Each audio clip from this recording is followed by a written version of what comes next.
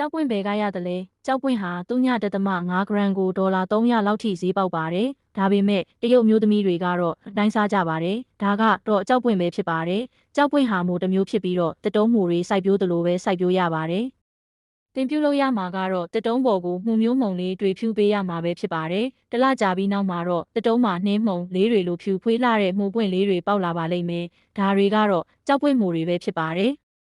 ကြောက်ပွင့်မူဟာအရန်ရှားပါပေမဲ့တရုတ်ဆုံဦးတီထွင်သူတွေဟာအခွင့်အလမ်းကိုရှာဖွေတွေ့ရှိခဲ့ကြပါတယ်။ဖန်လုံအိမ်တွေနဲ့မှုအများအပြားစိုက်ပျိုးခြင်းကိုစတင်ပါတယ်။သူ့ရဲ့အယောင်ကဖြူဖွေးတဲ့အတွက်ဖြူရောင်တစ်တုံးသားရွက်မှုလို့လည်းခေါ်ကြပါတယ်။သူ့မှာခန္ဓာကိုယ်အတွက်အကျိုးပြုပစ္စည်းအများအပြားပါဝင်ပါတယ်။မှုတွေထဲမှာတော့သူဟာဘယင်တစ်ပါးလို့ခေါ်ရလောက်ပါတယ်။ကြောက်ပွင့်မိုခြောက်သွားတဲ့အခါမှာအဝါဖြော့ရောင်ကြည်လင်နေပါတယ်။သူတို့ဟာခြောက်သွားတဲ့အခါကျိုးပဲ့လွယ်ပြီးတော့တည်ယူဖို့ဆောင်စရိတ်မြင့်မားပါတယ်။